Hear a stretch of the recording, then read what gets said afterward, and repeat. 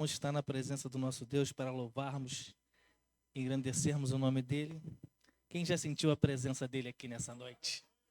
Oh, aleluia! Já pude estar ali, sentindo a presença de Deus nessa noite, é muito bom.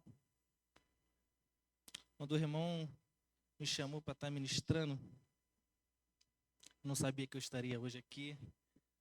A gente sabe, né, que a responsabilidade de ministrar a palavra do Senhor, a gente já fica um pouco nervoso, ansioso, mas a ponto de eu até largar um pouco, nem fui trabalhar hoje.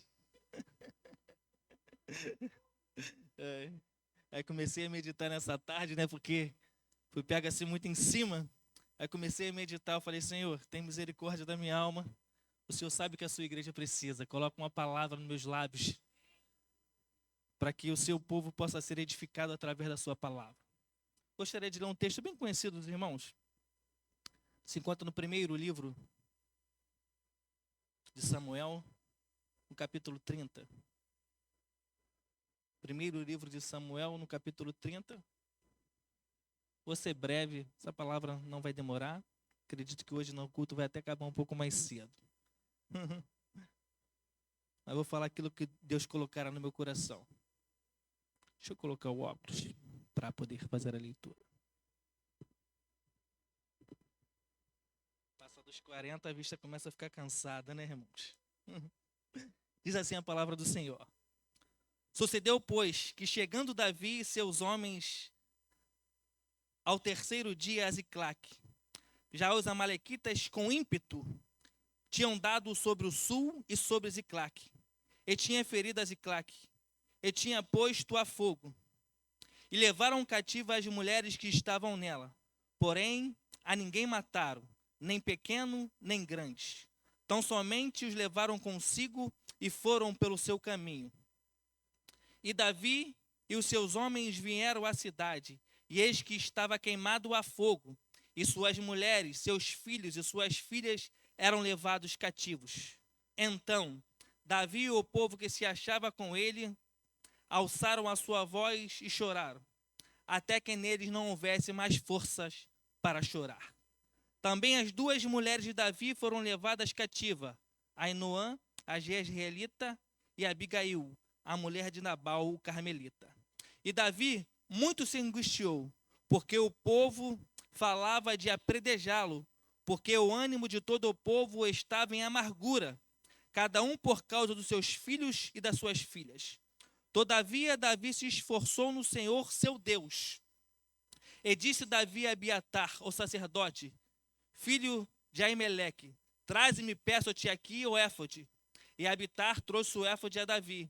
Então consultou Davi ao Senhor, dizendo, perseguirei eu a esta tropa? Alcançá-la-ei?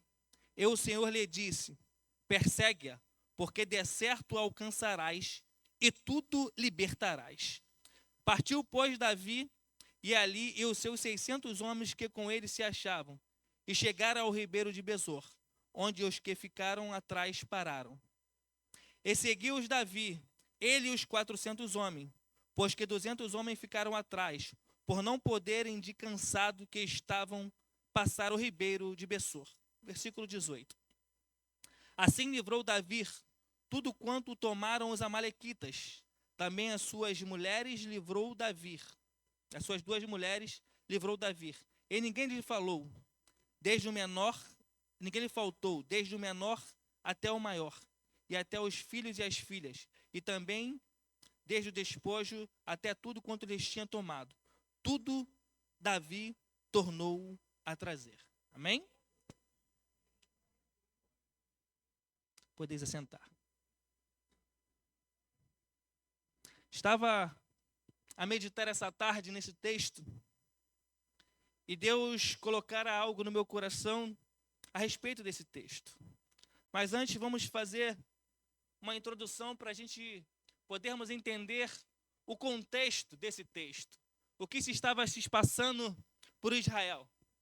Na realidade, nós vemos aqui que o rei de Israel era Saul. Saul era rei e, na realidade, Saul estava numa perseguição muito grande atrás de Davi. Saul queria matar Davi. Davi não tinha mais onde se esconder. Saul era rei, mas Davi seria sucessor desse rei. E agora Saul estava louco de ciúme, atormentado por ciúmes e atormentado também por demônios. A ponto de aonde Davi ir, Davi não podia mais entrar em vilas, Davi não podia mais entrar nas cidades, Davi não podia nem ir aos desertos e nem nas cavernas, porque a mão de Saul era contra ele. A ponto que de Israel começou a ficar pequeno para os dois. Porque Davi tinha sido ungido rei e certa feita as mulheres começaram a cantar que Saul matou 1000, mas que Davi matou 10.000. Isso acendeu muito mais a ira de Saul. O ciúme, a inveja, a perseguição que Saul estava fazendo a Davi era uma perseguição implacável. Mas mesmo assim Davi teve oportunidade de matar a Saul, mas mesmo assim não fez porque considerava ele como ungido do Senhor. Mas Saul continua perseguindo a ponto de Davi estava a ponto talvez até de morrer. Ele não tinha outra alternativa a não ser sair de Israel. Davi teve que fugir da sua terra. Davi teve que fugir da sua pátria por causa da perseguição do rei Saul, por causa do ciúme, por causa da inveja, de tudo aquilo a qual Deus tinha chamado Davi para substituir Saul, porque ele não foi um homem segundo o coração de Deus. Saul, na realidade, em vez dele obedecer, ele preferiu sacrificar. Mas Deus prefere obediência do que sacrifício. Então, através dessa perseguição implacável de Saul, a ponto de tacar lança em Davi, querer matar e perseguir ele pelas vilas, cidades, cavernas, e aonde quer que ele entrava, Saul só teve que fugir para a terra dos filisteus, os arques inimigos de Israel. Davi procurou se exilar. Davi foi se exilar como um exilado político na terra dos filisteus, o rei Aquis. Chegando nessa terra, o rei recebeu ele de bom grado. Davi achou graça aos olhos do rei, a ponto de Davi se tornar escudeiro desse rei. Aonde o rei estava, Davi também estava. As guerras que o rei ele ia pleitear, Davi estava com ele. Até o ponto que chegou aonde o rei Aquis, o rei dos filisteus, declarara a guerra a Israel. E agora Davi tinha que guerrear contra o seu próprio povo. Davi agora tinha que guerrear contra os israelitas. E Deus, na sua infinita misericórdia, poupou Davi de guerrear contra os israelitas. Porque quando Davi começa a ir para a guerra, isso é no capítulo 29, no capítulo anterior, para a gente entender bem o contexto, quando Davi sai para a guerra, para guerrear contra Israel, ele era de bom grado para o rei. O rei gostava de Davi, o rei via Davi com bons olhos. Até então Davi não tinha feito nada que desabonasse a sua conduta e o rei queria que Davi estivesse com ele na batalha. Mas acontece que os príncipes começaram a desconfiar de Saul, desconfiar de Davi. Os príncipes dos filisteus não queriam que Davi fosse para a guerra, porque eles estavam com medo de Davi se voltar contra eles. Davi tinha 600 homens valentes, valorosos, homem experimentado em guerra, e estava ali no meio dos filisteus e em combate contra os israelitas. E os príncipes começaram a indagar com o rei, ele é hebreu. Vai que no meio da peleja, vai que no meio da batalha, ele se volta contra nós, aqui no meio de nós, e a gente vai perder a batalha. Então os príncipes começaram a instigar o rei para que pudesse fazer com que Davi voltasse novamente para Ziclague. Os príncipes convencendo o rei, e o rei até ficou meio constrangido com a situação, chega até Davi e fala assim, não tem nada que desabone a sua conduta. Você tem aqui estado do meu lado nesse período, tem estado tudo bem, tudo tem ocorrido perfeitamente, mas para que eu não fique mal com os príncipes, é melhor que você volte. Então Davi, logo pela madrugada, volta com seus homens para Ziclague. Eles já estavam perto de Israel, onde os israelitas estavam, ficava mais ou menos 145 quilômetros da onde eles estavam até Ziclague. Foram 3 dias de caminhadas. Uma caminhada cansativa. Davi agora chega em Siclac. Davi chegando em Siclac, ele encontra um ambiente aterrorizador. Ele encontra a cidade queimada, ele encontra a cidade destruída, e suas mulheres e os filhos da terra foram levados cativos. Esse é o contexto a qual se encontra esse capítulo 30. O contexto onde Davi sai para uma batalha, Davi sai para uma peleja, Davi sai para uma guerra, aonde ele não guerreia, mas ele tem que voltar. Mas a primeira coisa que me chama a atenção, quando eu li esse texto, foi: Davi levou os seus 600 homens para a batalha e não deixou ninguém de retaguarda para proteger a cidade. Ele deixou as mulheres, ele deixou os filhos vulneráveis ao inimigo. A primeira coisa que eu aprendo, a primeira lição que eu aprendo nesse texto é que quando nós partimos para a batalha, não podemos deixar os nossos vulneráveis ao ataque do inimigo. Muitas vezes nós vemos para oração, por ciclo de oração, nós oramos, nós buscamos a Deus, mas nós não defendemos os flancos, não defendemos a retaguarda, deixamos desguarnecido. E muitas vezes o inimigo vem e ataca ferozmente e coloca tudo a perder. Davi tinha 600 homens valentes de guerra, mas ele não deixa ninguém na cidade. As mulheres e os filhos ficaram vulneráveis ao inimigo. Nós temos que aprender a estratégia do inimigo. O que o inimigo tem feito para tentar destruir a nossa vida? O que o inimigo tem feito para tentar destruir a nossa família? E a primeira coisa que eu aprendo aqui é: nós não podemos deixar a nossa retaguarda desguarnecida, porque então o inimigo vai atacar. Muitas vezes somos ativistas, viemos para a igreja, buscamos, mas deixamos a retaguarda desguarnecida. E o inimigo vem por trás e ataca. E o texto vai dizer, olha só interessante no versículo 1, quando o inimigo ataca, ele ataca com ímpeto. Ou seja, ele ataca com violência. Ele ataca com determinação.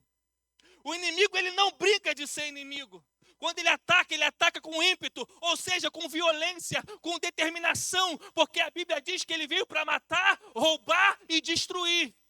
A função do inimigo é matar, roubar e destruir. E se nós deixarmos brecha, ele vai entrar na brecha e vai destruir. O inimigo, ele vem com ímpeto, é com violência. Ele vem determinado. Ele foca: eu vou destruir essa vida, eu vou destruir essa família. E se a gente deixar a retaguarda desguarnecida, ele vai atacar e vai pegar desprevenido. O interessante é que o texto vai dizer, ainda no versículo 1, acompanhe comigo. Ele veio com ímpeto e tinha dado sobre o sul e sobre Ziclac, e tinha ferido a Ziclac e a tinham posto fogo. Quando eu comecei a ler esse texto, eu vi que o inimigo, ele vem com violência. Ele vem determinado. E nós temos que conhecer as estratégias que o inimigo tem tentado usar para destruir a nossa vida e destruir a nossa família. Ele veio com ímpeto, determinado. E o que ele faz? Ele coloca fogo. Ele coloca fogo na cidade. E o que mais ele faz? Além de colocar fogo, ele fere a cidade. O inimigo, ele vem com um propósito: ferir e tocar fogo. Quando falamos em tocar fogo, estamos falando de estrutura da cidade. Colocar fogo na cidade é colocar fogo na sua vida financeira. O inimigo vem para tirar a tua estrutura. O inimigo vem para tirar a tua base. O inimigo vem querer destruir a sua vida financeira. Mas ele não quer apenas destruir a sua vida financeira. O inimigo quer ferir as pessoas que estão na casa. E quando falamos de ferida, não estamos falando mais de material, do financeiro. Nós estamos falando aqui em sentimentos. Inferir os sentimentos.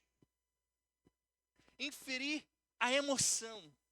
O inimigo, ele entra para ferir a nossa vida financeira para ferir a nossa área sentimental, a nossa área psicológica. Sabe por quê? Pessoas feridas, elas ferem outras pessoas. Não adianta você cantar, não adianta você pregar, não adianta você orar. As pessoas que estão feridas, ela acaba de alguma maneira transbordando isso e ferindo outras pessoas. Talvez você esteja ferido nessa noite. Talvez você esteja magoado com alguma palavra que falaram a seu respeito. Talvez você esteja ferido até mesmo por alguma coisa que você fez. E você mesmo não se perdoa. Porque acontece às vezes que Deus já te perdoou, mas você mesmo não se perdoa. E você traz essa ferida, você traz esse sentimento, você traz essa mágoa no seu coração. E quando nós temos amargura no nosso coração, a raiz de amargura, ela cria a raiz no nosso coração. E a gente começa a falar mal da igreja, começa a falar mal do pastor, começa a falar mal do irmão, porque a gente está ferido, porque a gente está magoado. Seja porque alguém magoou a gente, ou seja por alguma coisa que nós fizemos, mas que nós mesmos não nos perdoamos. E o inimigo, ele vem com essa finalidade. O inimigo, nessa noite, ele quer ferir, ele quer queimar, ele quer te ferir. E sabe o que acontece quando a gente começa a estar ferido, começa a estar magoado? Você vai ver que quando Davi, ele chega na cidade, a cena é aterrorizadora. A cidade está queimada. Está tudo destruído. O texto vai dizer que Davi e os seus homens começam a chorar as percas. Talvez nessa noite você esteja aqui chorando por todas as percas que você teve. Mas eu quero ser profeta de Deus. Eu quero ser boca de Deus para você aqui essa noite. Tudo aquilo que o inimigo levou, você vai pegar de volta. Oh, aleluia. Por mais que esteja doendo, por mais que você esteja sofrendo, o texto vai dizer que Davi e os seus homens, eles começam a chorar. A dor da perca. Vai dizer que eles não tinham nem mais força. Ele não tinha nem mais força para chorar. As suas forças já tinham se esvarido. E o pior, o inimigo quer acabar com a sua reputação. Além de tudo isso, Davi, quando está com o rei Aquis, os príncipes começam a desconfiar dele. O inimigo quer acabar com a sua reputação. Os príncipes começam a fazer a cabeça do rei para que Davi pudesse voltar. Quando chega em Siclá, que a terra está queimada, Davi chora. E o texto vai dizer que a amargura dos seus homens é tão grande que os homens vão tentar matá-lo, apedrejado por causa da amargura, por causa da angústia. Não que os homens não gostassem de Davi, mas a perca foi tão grande, e às vezes a gente se perde em meio às percas. Aquelas percas foram tão grandes que aqueles homens que eram fiéis a Davi, que estavam ali com Davi, agora queriam matar Davi. Imaginem a situação de Davi. Aqueles que eram a favor de Davi agora estavam contra ele. É isso que o inimigo faz. Começa a colocar um contra o outro. O inimigo vem, coloca fogo, destrói a estrutura financeira ou a sua estrutura, que seja ela qual for, emocional, espiritual. O inimigo quer destruir a tua estrutura emocional. O inimigo quer destruir a sua estrutura espiritual. O inimigo quer destruir a sua estrutura. O inimigo quer te ferir. Ele quer que você fique magoado. Sabe por quê? Quando ele faz isso, fica mais fácil fazer o quê? Colocar um contra o outro. Nós temos que conhecer os ardis do inimigo. Ele agora, depois de destruir a estrutura, depois de ferir, agora vai ficar fácil. Agora vai ficar fácil colocar um contra o outro. Agora o inimigo fala, agora é dividir para conquistar. Eu já consegui dividir. Agora eu vou conquistar o coração deles. O inimigo quer destruir e colocar um contra o outro. Eu quero que você saiba essa noite, jovem, que a sua luta não é contra o seu pai. Pai, a sua luta não é com o teu filho. A sua luta não é contra a tua sogra. A sua luta não é contra o teu sogro. A sua luta não é contra o seu pastor. A tua luta não é contra o obreiro. A nossa luta, a nossa guerra, ela não é carnal, ela é espiritual. E a gente entender que a gente não pode ficar contra um outro. O inimigo, ele destrói a estrutura, ele fere e ele tenta jogar um contra o outro para destruir. E é isso que está acontecendo nesse texto. nós começamos a desvendar as astutas ciladas do inimigo. O que ele quer fazer com a nossa vida? O que ele quer fazer com a nossa família? Ele quer nos desestruturar. Ele quer nos ferir. E ele quer nos jogar um contra o outro. Os homens de Davi queriam matar ele. Davi fica angustiado. Davi está angustiado agora. Mas no momento da angústia, Davi se lembra do Senhor. Oh, aleluia.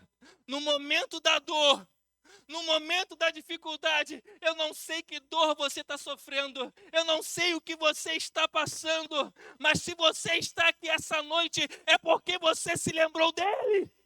Oh, aleluia! Davi se lembrou do Senhor no momento mais difícil da sua vida, onde ele perdeu suas mulheres, onde ele perdeu a cidade, a sua estrutura estava queimada, onde os seus homens estavam contra ele, querendo até matar, mas ele se lembra do Senhor.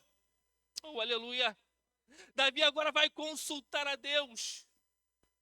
E Davi, consultando a Deus, ele faz duas perguntas. Persegui eu a esta tropa, alcançá-lo-ei? Davi agora, ele consulta a Deus, e ele faz duas perguntas. Perseguirei a tropa? Alcançá-lo-ei? São as indagações que estão no coração de Davi, as indagações que estão no peito de Davi por ter perdido a sua família agora. Senhor, o que eu faço agora? Perseguirei a tropa? Encontrá-los-ei? Engraçado que Davi faz duas perguntas para Deus, mas Deus dá três respostas para Davi. Oh, aleluia! Davi faz duas perguntas para Deus, mas Deus responde três vezes para Davi. O texto vai dizer: perseguirá e encontrará. Perseguirá e encontrará. Qualquer um podia, naquela situação, perseguir e encontrar. Mas perseguir e encontrar não significa vencer. Perseguir e encontrar o inimigo, ele não estava com o aval de Deus que ele ia vencer. Deus falou assim apenas: persegue, encontra. Mas Deus, ele acrescenta, porque Deus dá muito mais do que aquilo que a gente pede ou pensa. Porque ele já conhece o nosso coração. Nosso Deus é maravilhoso. Olha o que Deus responde para Davi. E o Senhor lhe disse: perseguirá, porque der certo, alcançará, e tudo libertarás. Oh, aleluia! Deus dá o aval e a convicção para Davi. Davi, pode ir, pode perseguir. Eu te garanto que você vai chegar lá, você vai achar, e tudo que foi levado, você vai reconquistar.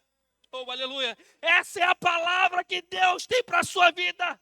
Por mais que o inimigo tenha tentado destruir a sua estrutura, tem queimado a sua estrutura, tem te ferido, tem colocado pessoas contra você, a declaração de Deus para você essa noite: pode ir, que tudo que o inimigo levou, você vai conquistar novamente.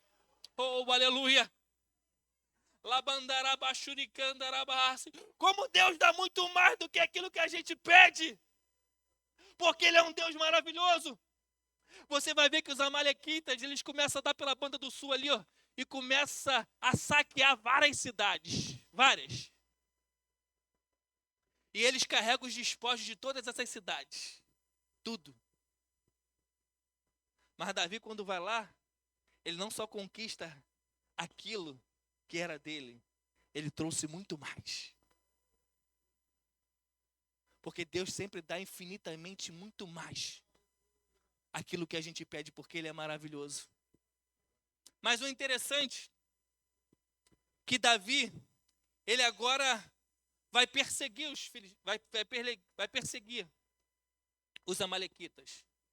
E no versículo 11, no meio da perseguição, antes do versículo 11, ali no 10, Davi vai com 600. Davi vai com 600 homens atrás daquilo que havia se perdido. Só que 200 ficam cansados. Eles estavam com muitas bagagens. E para continuar a caminhada e recuperar aquilo que Deus tinha para a vida dele, 200 teve que ficar para trás, segurando a bagagem. Não tem conquista se você quer levar bagagem com você. Você fica pesado. Você fica pesado. Imagine, Davi já estava vindo de uma maratona de 145 quilômetros com aqueles 600 homens. E agora, aqueles amalequitas tinham fugido já, e agora ele tinha que ir atrás deles. 200 não alcançaram. 200 cansaram e não conseguiram ficar guardando a bagagem. E eles foram livres, em marcha, para poder conquistar. O que tem te impedido de você caminhar? Quais são as bagagens que têm te atrapalhado a você estar leve para você conquistar o objetivo a qual Deus tem para você? Oh, aleluia! Para nós refletirmos nessa noite.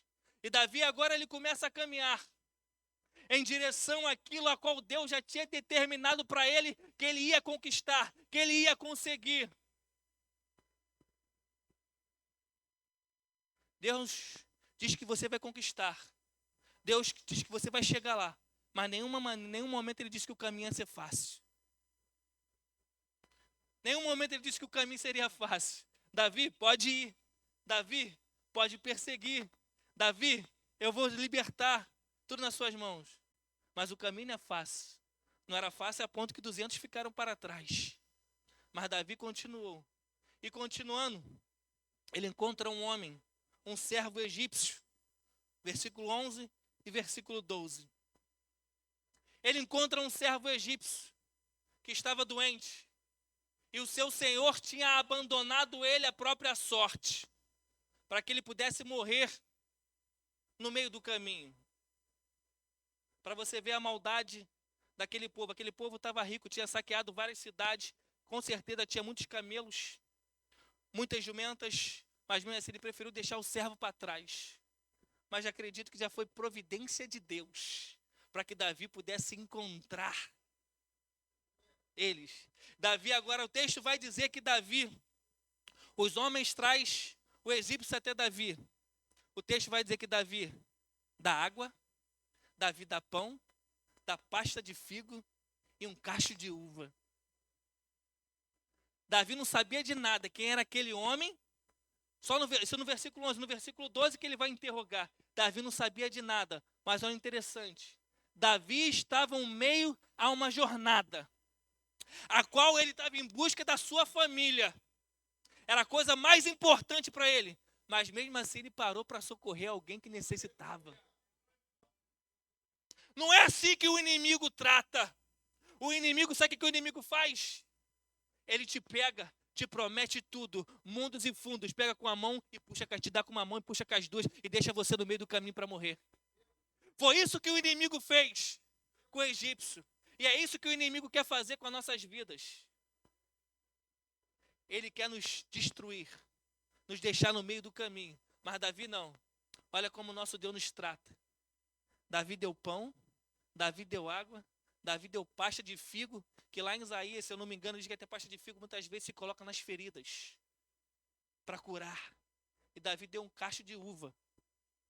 Quando eles vieram da terra prometida, o que eles trouxeram? 2 homens trouxeram um cacho de uva, ou seja, é como Davi estivesse dando uma promessa para aquele homem, porque aquele homem estava com medo de levar Davi até os amalequitas, para fazer, não me entrega ao meu senhor, que não ele vai me matar.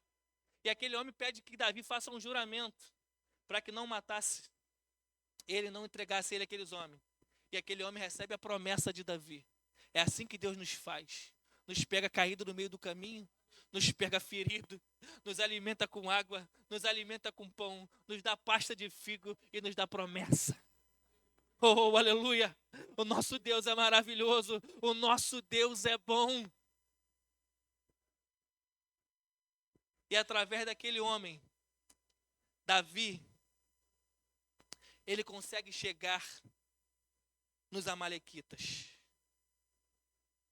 Mas, voltando um pouquinho, o inimigo ele quer tirar a nossa estrutura. O inimigo quer nos ferir. O inimigo quer botar um contra o outro. Ele também quer nos escravizar.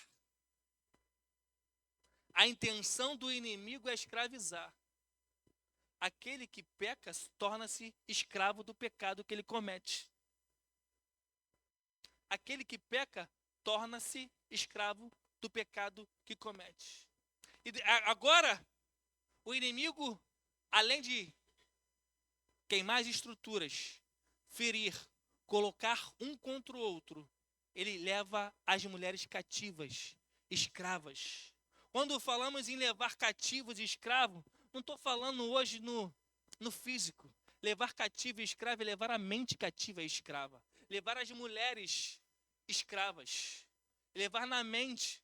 As mulheres hoje em dia deixaram de ser femininas para ser feministas. Isso tem atrapalhado muitos casamentos.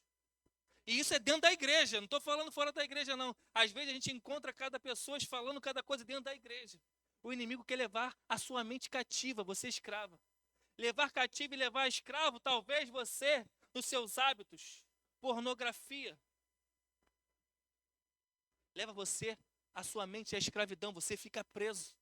Ideologias. É isso que o inimigo quer fazer com a mim e com a sua vida. Ele quer queimar a nossa estrutura. Ele quer nos ferir, colocar um com o outro, quer nos escravizar, para que a gente não possa gozar daquilo que Deus tem para a nossa vida. Deus tem preparado coisas maravilhosas para a nossa vida, coisas grandes, para que nós possamos.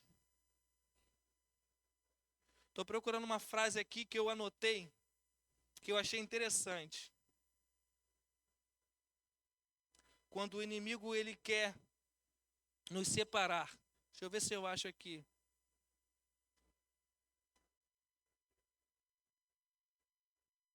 Ó, achei. Olha, quando o inimigo quer te separar, o que ele faz? Ó, eu estava estudando, eu achei essa frase interessante, quero falar com vocês. Ó. O inimigo chega... Não, pulei.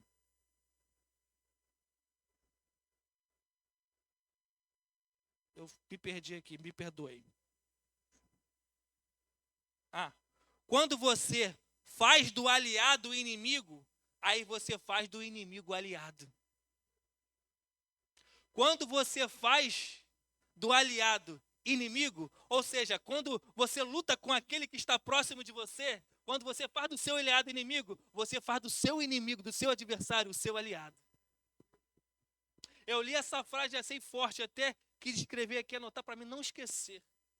Porque a gente tem que entender que a nossa luta não é contra carne e sangue. A nossa luta é espiritual. A nossa luta é espiritual. E se você faz do seu aliado o seu inimigo vai ser seu aliado. Ele vai estar pertinho de você ali, do seu lado, destruindo os dois. Porque é isso que ele quer fazer. Ele quer destruir.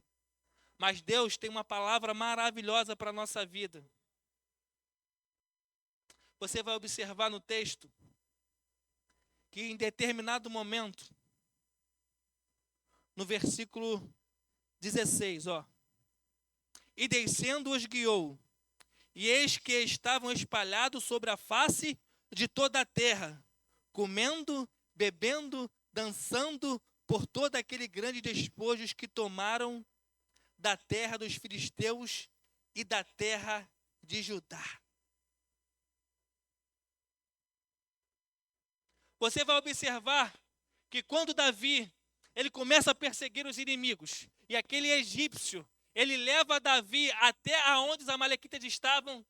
O que os amalequitas estavam fazendo? Eles estavam festejando. Eles estavam comemorando os despojos que eles tinham carregado. É isso que o inimigo está fazendo quando ele consegue destruir, quando ele consegue levar cativa pessoas nécias. O inimigo ele começa a comemorar. O inimigo estava comemorando a vitória sobre a sua derrota. Oh, aleluia! O inimigo está comemorando quando a gente se degradia um contra o outro. O inimigo está ali, ó, comemorando sobre a sua derrota. O inimigo está festejando e Davi chega exatamente nesse momento. Nesse momento de festa do inimigo, Deus entra com providência. Davi chega naquele determinado momento de festa. Aí vocês estão festejando. Acabou a festa do inimigo. Eu quero profetizar para a sua vida que essa noite a festa que o inimigo estava fazendo sobre a sua vida vai acabar hoje. Oh, aleluia.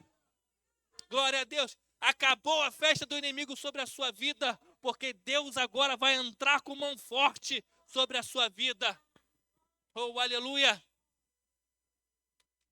Quando a gente não entra na posição a qual Deus quer, o inimigo entra e destrói a estrutura. Ele te fere. Ele coloca fogo na sua estrutura. Ele coloca você para ser escravo. Ele joga um contra o outro. Mas Deus te trouxe aqui nessa noite para você conhecer as ardis ciladas que o inimigo tem tentado contra a sua vida e contra a vida da sua família. Faça como Davi. Busque a Deus. Consulte a Deus. Nossa, Deus prometeu vitória. Ele não falou que o caminho seria fácil, mas ele falou, vai que eu sou contigo.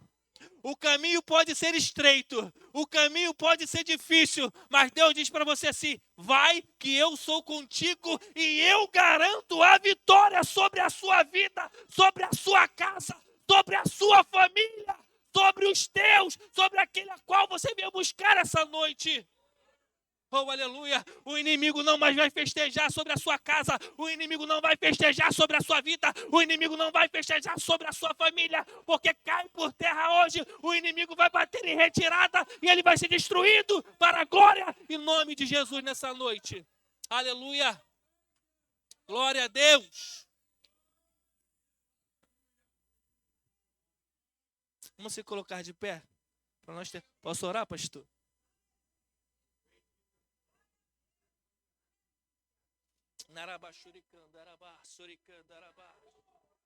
Oh, aleluia. Senhor, meu Deus e meu Pai, queremos te render graça essa noite, Pai, porque tu és bom. A sua misericórdia dura para sempre, Pai. Mesmo não merecendo, Pai, o Senhor tem olhado para cada um de nós, Pai, com a sua graça, com a sua misericórdia, Pai. Pai, nós sabemos que o inimigo tem atentado sobre as vidas. O inimigo tem tentado sobre as famílias, Pai. E ele quer desestruturar. Ele quer desestruturar todas as famílias. Ele quer desestruturar as pessoas. Ele quer desestruturar, Pai. Mas essa noite o Senhor revelara, Senhor, as astutas ciladas que o inimigo tem preparado para cada um de nós, Pai. Por isso, Pai, que possamos estar debaixo da Tua presença, Pai, para que Ele não venha, Senhor, queimar a nossa estrutura, para que Ele não venha nos ferir e deixar o nosso coração amargo, com raiz de amargura, Pai. Não deixa o inimigo nos ferir essa noite, passa o Seu bálsamo sobre nós, Pai.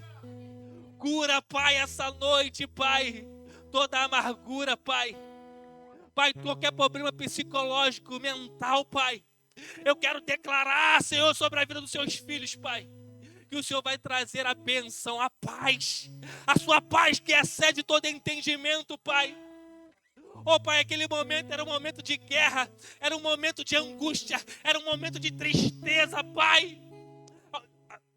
Onde Seus filhos tinham perdido, Pai, a família, perdido os bens.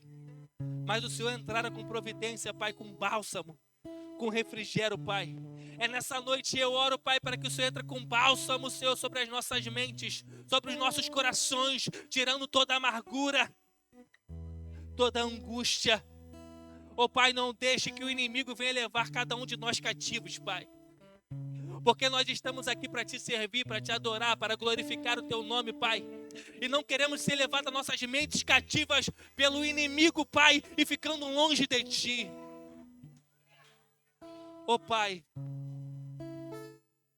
tira todo espírito faccioso, todo espírito de divisão, Pai, que tem tentado atormentar, Senhor, cada família, cada vida, que tem tentado atormentar essa igreja, Pai, porque o Senhor é o Deus dessa igreja, Pai, e as portas do inferno não prevalecerão contra a Tua igreja, contra a Tua casa, Pai.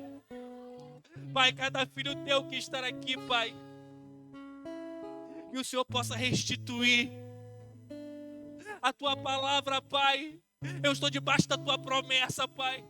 Assim como o Senhor fez, Senhor, na casa de Davi, na casa daqueles homens, aonde o Senhor deu o aval, aonde o Senhor carimbou, aonde o Senhor decretou a vitória, e o Senhor falou para que eles pudessem caminhar. Sabemos que a caminhada, Pai, não seria fácil, mas a vitória é certa. Oh, Pai, que cada um de nós possamos caminhar, Pai, independente das dificuldades, das pedras, Senhor, que se encontram no meio do caminho, Pai. Mas sabemos, Senhor, que a Tua palavra é a luz que nos ilumina, Pai.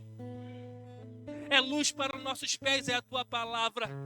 É ela que não vai nos iluminar e fazer com que nós não tropecemos em pedra, para que possamos, Senhor, trilhar o caminho a qual o Senhor tem para cada um de nós, Pai. A ponto de chegarmos, Pai, no lugar determinado da promessa, a qual o Senhor tem para a nossa vida, Pai. E como Tu és um Deus bondoso e maravilhoso e tem prazer em abençoar os Seus servos, Pai. Pai, muito obrigado, Pai, porque o Senhor faz isso com amor. O Senhor faz isso com prazer. O Senhor tem prazer em abençoar os Seus servos. E a Tua palavra diz que o Senhor dá muito mais do que aquilo que pedimos ou pensamos, Pai. Pai, Davi voltou tão abençoado que ele pôde repartir com aqueles outros 200 que ficaram, pôde repartir com os anciões e pôde repartir até com outras cidades. Pai, é essa promessa, Pai, que eu declaro, Senhor, para a Tua igreja essa noite, Pai, que aquilo que foi perdido vai ser recuperado em abundância, a ponto, Pai, de poder dividir com aqueles que nos cercam, com aqueles que estão perto de nós, Pai. Pai, por isso toma cada um dos Teus filhos que estão aqui, Senhor, nas Tuas mãos, que viemos Te adorar, Senhor, e ouvir da Tua palavra, Pai. Pai, ser conosco. O Senhor conhece a necessidade de cada filho Teu que se encontra aqui essa noite. O Senhor é aquele que esquadrinha os corações e sabe a necessidade, Pai. Por isso entra com providência, Pai, com cada um que Seus filhos precisam aqui essa noite. Nós profetizamos, nós decretamos a vitória para a honra e para a glória do Teu nome. Em nome de Jesus. Amém. E graças a Deus.